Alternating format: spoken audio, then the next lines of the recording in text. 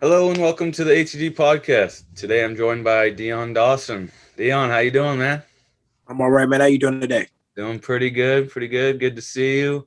Uh, for Likewise, like for everyone listening, gotten to know Dion over the past year or so. We've become friends as well through everything we've done. Dion is the founder of Dion Chicago Dream.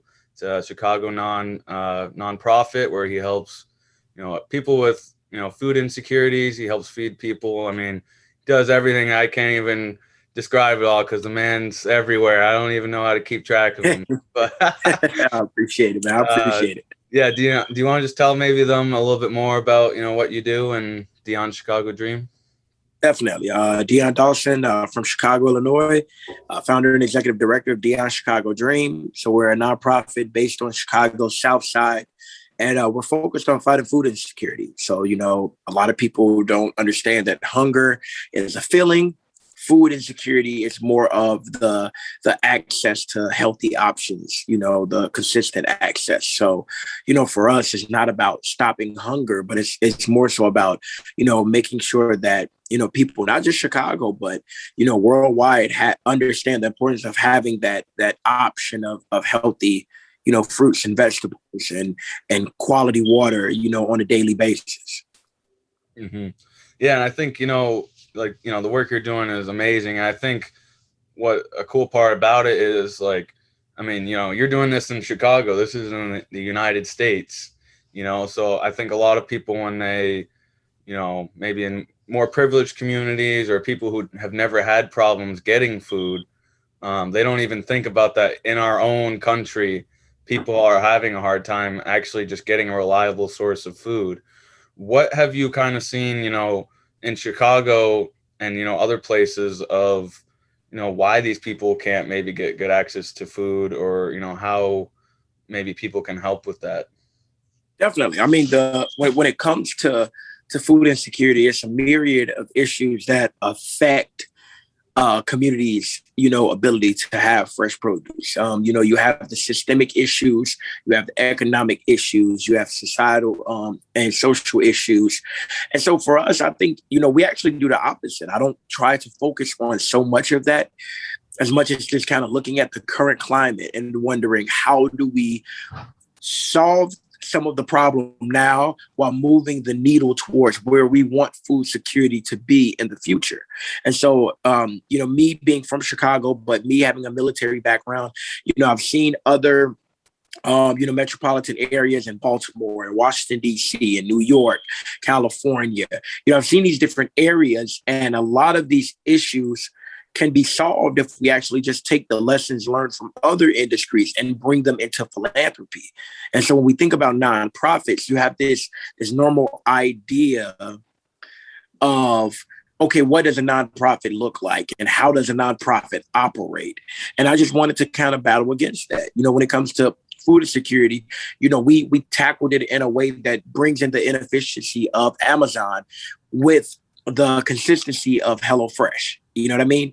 And that alone, it just like when you smiled, you thought like, man, like that's what, innovation in the industry should look like. It should be a good feeling of saying, okay, hey, these companies learned this. I don't have to ignore their lessons learned. I can take that, attach that to the drive that I have when feeding people fresh produce and come up with something that's beautiful. So I mean, I just try to always understand that people are innately good, unless taught to be otherwise, and so when we have people who may come from an affluent background, I want to bridge that gap and have a healthy conversation in a way that isn't punishing them for having more, because sometimes people do want to have that conversation, but they don't know where to enter it at. So I kind of want to start that dialogue and be a champion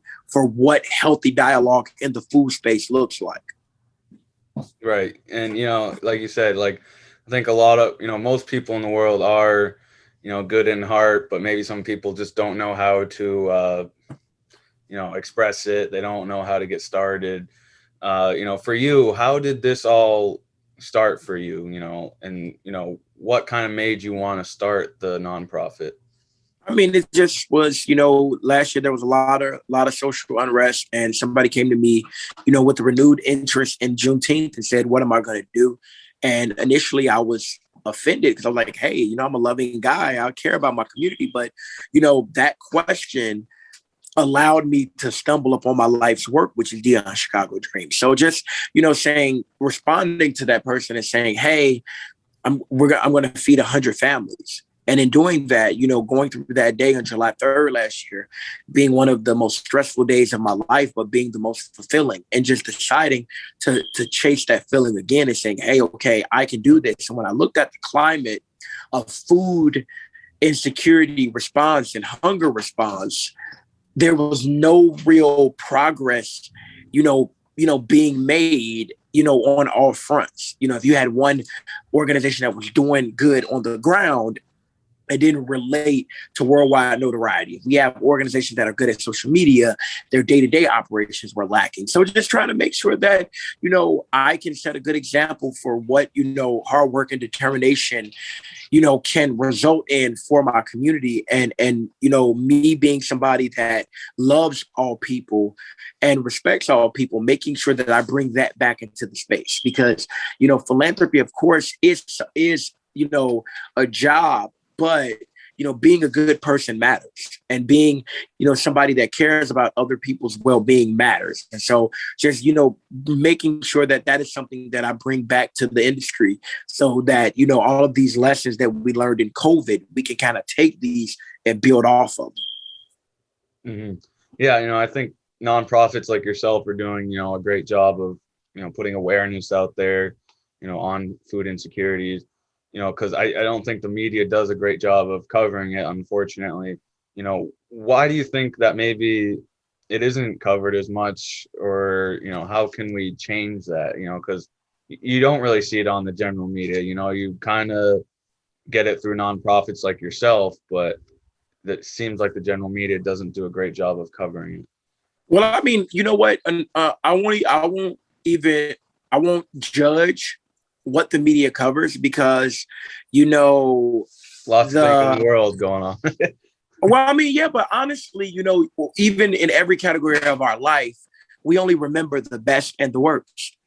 And so, that middle ground is always lost. And so for me, the reason why we've been able to stand out is because I've decided that I won't wait for the media to tell our story. I said, you know what, we're going to tell our story. We're going to empower ourselves to show people what we're doing, while also doing a great job at it.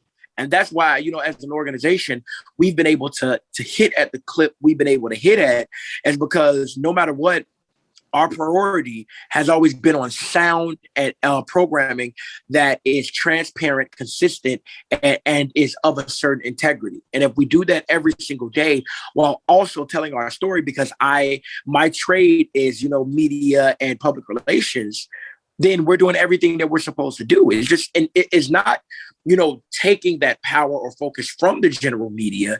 It's just empowering ourselves to tell our story a certain way that is respective to our voice and our mission. Mm-hmm. Yeah, and you have the Project Dream Fridge, which is one of the coolest things of what you do. For people who aren't familiar with the Project Dream Fridge, one, you can check out Dion's series on our IGTV and YouTube. But the Project Dream Fridge is, something that is amazing that Dion does. He, stocks a fridge full of food every day for people in need to take if they, and it's healthy food. It's, it's not garbage food. It's, and it's for anyone's taking that really needs the help. And this is in Chicago. Dion, can you maybe just tell us a little bit more about, Project Dream Fridge and kind of, how that came about and, its current status? Definitely. Project Dream Fridge is our community fridge. Community fridges started to gain popularity during the pandemic because of the lack of food access. But for us, our fridge, we stock it with brand new produce every day. And so with our organization, we don't give out used produce that's about to go bad. We feel like that sets a horrible precedent.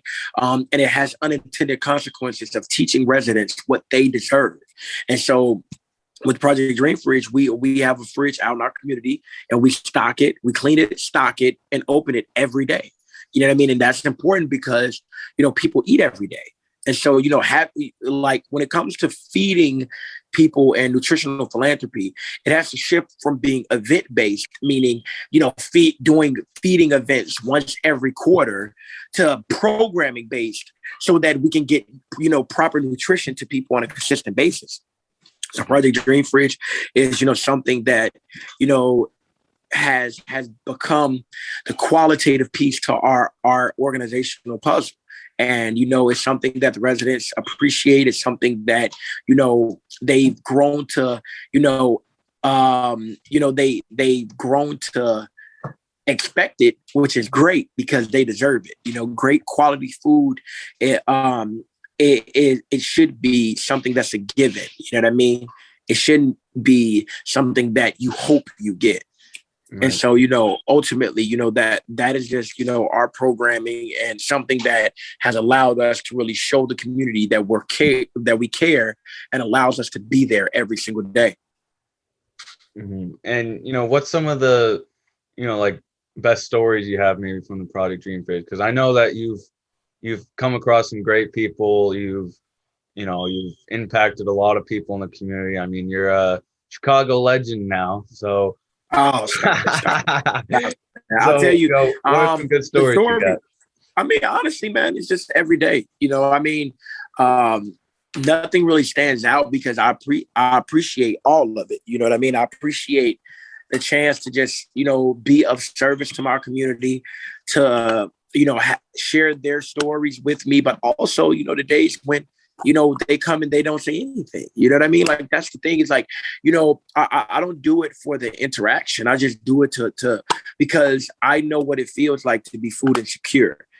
And so, just being able to be of service to my community, and to lay my head down at night, knowing that I gave my community my best, and I was a steward of my community, and I took, this position of leadership, and I owned it. I didn't shy away from it. I held myself accountable. It just allows me to have a renewed sense of self. Mm-hmm. Yeah, and I'm sure some of those people, maybe they don't feel like interacting when they come to the Dream Fridge. Of course. What's great about something like that, when you think about it, is people like that who maybe need the help of Project Dream Fridge. They have a lot of other things going on in their lives, and It's nice to have food taken off their to-do list. They don't have to worry about surviving for the day. They can come to the Dream Fridge and now focus on the rest of their life that they need to try and get together. And that's the thing. I think, growing up in Inglewood, with so many things you have to juggle, food, especially healthy food, is already priced beyond, what the community can afford. That's why Inglewood is a food desert, because there is no grocery store and there's only a Whole Foods. You know what I mean? But that doesn't really match up with a community who has a sub $25,000 average household income. And so, you have to understand the hard decisions that are made, which is they won't pick healthy food because it's not there. Right. You know what I mean? And so, just understanding that, it's okay. You can still have healthy food and not have to decide whether your rent will be paid or you're picking healthy food. Mm-hmm. Yeah. And, you mentioned kind of, about food insecurity with, yourself. Was that something that you kind of grew up with as well, and that's why it means so much to you? Or is there... I've always been an empath. So, I thought initially, because I was food insecure, that's why I want to do it. But I just care about people. And if you look at the core categories of basic needs, which is shelter, food, clothing, things like that, like to be able to provide one of the basic necessities for living to someone is extremely humbling. And so I think that's what it's about. I care about everyone. I love everyone in spite of. And so I take it upon myself to do this because you want somebody that's a good person that loves all to be in a position to affect people. Mm-hmm. Yeah, I know you're a great dude, man, for doing all that. And, you're recognized for being a great dude because you're on the Ellen show, Tell us what that experience was like, man. I can only imagine what it was wild, man. the team was amazing. And, meeting Ellen literally was something that I told myself I was going to do.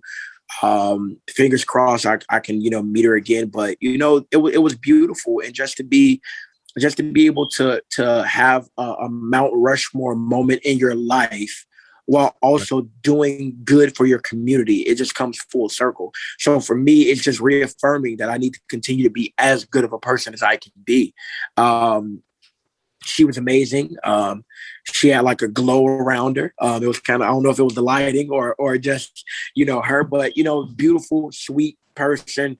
And everybody that I encountered, from production assistant all the way up to her herself was just gracious, welcoming, and because of them, I can continue to take care of my community and continue to get the word out all around the world. And that is something that I appreciate more than anything. Right. Yeah. So for everyone listening, Dion months ago was on. He got invited onto the Ellen show. I was in my living room, had it on TV, feeling like a little kid, like filming you. I was like, I know him. I know him. But she also surprised you with a gift as well, right? What was that gift? $25,000, man. Yeah. 25,000. So, yep. And I mean, it came at a good time. It cost it cost about $40,000 to get this nonprofit off the ground and to have the impact that we're having, and to make sure that we bear the brunt of the cost and not trying to put the cost on the residents. And so, I mean, that came right on time. But it's when you're doing the right thing, you know what I mean, and you're in the right place at the right time, good things can happen. And so I just pride myself on, getting there by working my butt off, and everywhere, life takes me. I don't ever have to worry about whether or not I deserve to be there or not, because I know I do.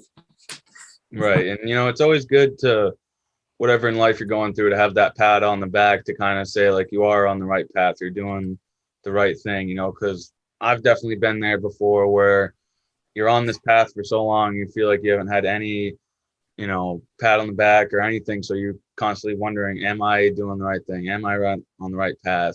But, something like that really reassures you in terms of like, well, I'm on Ellen, so I'm doing okay, I guess, with, with my nonprofit. Yep, definitely. You mentioned, 40 grand to get the nonprofit off the ground. I see what the work you're doing every day because we chat, but for people who, maybe be listening, who don't know about nonprofits, one thing they should first realize is how hard it is to run a nonprofit. I mean, yeah. I know how hard you work and, things like that. So maybe for people listening, what is the hardest part about a nonprofit, and, kind of maybe your daily struggles of a nonprofit? Well, I mean, I'll tell you this. One of the biggest struggles for me, which is why, I'm so adamant about being myself, is that sometimes people can't see beyond their experience. And so when I told people what I wanted to do and give people free, fresh produce, you know what I mean? The people that I initially told it to couldn't wrap their mind around the possibility of it. And so, of course, a first year nonprofit, I'm the founder, the executive director, the director of communications, the director of fundraising, the director of capacity building, you know what I mean? Public accountant, relations. The assistant, accountant, you know what I mean? But the good thing is that, you really figure out how bad you want it. And for me, I'm lucky because this is what I was meant to do. And so every day, I don't have to convince myself that it's worth it. You know what I mean? And because of that, I just do it. And I figure out a way to have an approach so that something can be done and it can be done well. And so, the biggest, struggle, not just nonprofit, but just, doing something that you're meant to do, is making sure that you're mentally tough enough and that you're willing to, stay in it and stay of it. And so, for anybody listening, I would just tell them, follow your heart, because you know what you want to do, and make sure that it's something that you don't have to convince yourself that you need to do.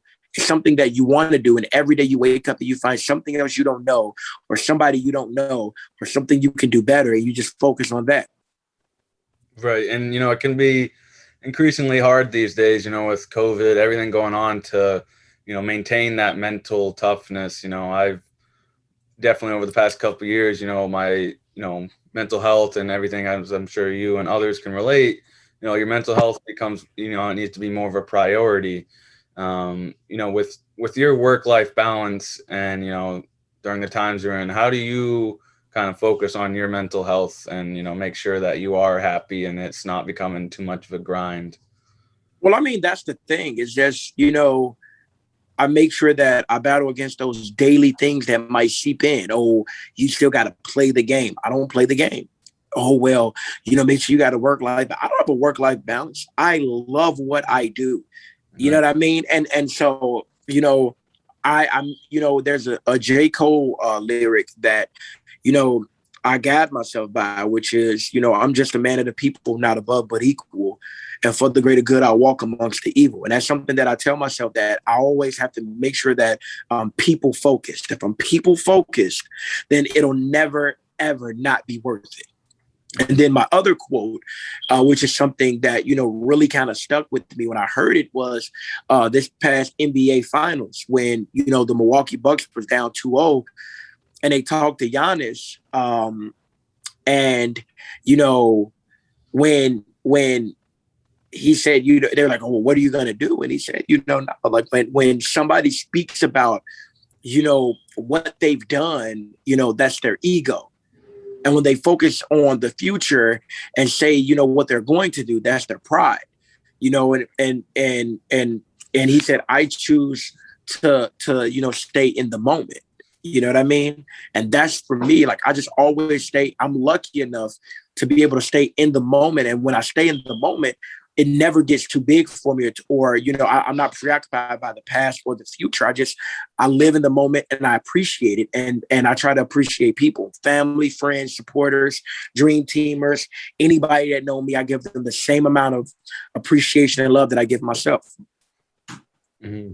Yeah. And, that can be, hard these days to kind of, the point you're making with Giannis, stay focused and, in terms of your mental health and, focusing on being in the moment, for me, I struggle with that sometimes in terms of sometimes I'm living in the future and I always have to tell myself to come back to, the current moment. Cause, when you're living in the future, you're not appreciating the present and, that can definitely weigh on you. Yeah, definitely. I mean, you don't, I wouldn't even say appreciate, you know what I mean? You're not even in the moment, you know what I mean? Yeah, you're missing forward. Everything. You're not perceiving, everything around you that you should be perceiving, and you're not learning what you need to learn. And so, like I'm somebody, who struggled with mental health in the past and depression and PTSD and anxiety, but, it has affected me less the closer I've gotten to being a good person. You know what I mean? Just being as good of a person as I can be and sharing love and not being afraid to be a loving and supportive person. And that has really unlocked, me at a different level than I've ever been in my life. Right. That's awesome. For you and Dion Chicago Dream, what are the next steps for you? Well, we have our dream deliveries, which is, like HelloFresh, but free. Which is an 8 to 10 pound box of fresh fruits and vegetables directly from a wholesale grocer. And the goal is to totally change the landscape of food insecurity. Dream deliveries is the future of fighting food insecurity with consistency and with quality. And so it's just, getting to the point where, we can, change and feed as many people in the Chicagoland area as possible so that food insecurity is not an issue.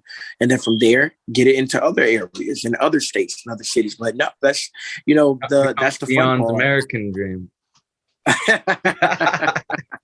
Exactly, man. Dion's global dream or something like that. So So yeah, man, just Dion's take Mars. it one step at a time. And anybody that wants to join the dream team and be a part of it, and sign up for our monthly donations, just like Netflix, $5, $10, $20, $30. Everything goes directly to allowing us to work in a way that's less political and more impactful. They can go to www.dionchicagodream.com. Click donate, make sure reoccurring is selected, or go find us on every social media platform. Every day we update Facebook, Instagram, Twitter, TikTok, and LinkedIn. So, find us, reach out, I'll say hi, and we'll go from there. Yeah. Yeah, everyone listening, be sure to follow him and, check him out. I mean, he does some amazing things. I'm truly blessed to be able to know you. I love what you're doing. I'm glad that we've become friends over the year. For the podcast, I like to end each podcast asking each guest this question. So for you, in your own words, what is happiness? What is happiness? Happiness is being free enough to just do. That's what I'm going to say. So happiness is being free enough to just do. I like that. All right. Well, man, I appreciate you joining us. Just everyone listening, this has been an HEG podcast with Dion Dawson. Be sure to check him out on Instagram, his website, all socials. Dion, thanks for joining us. Thanks for having me. Appreciate it.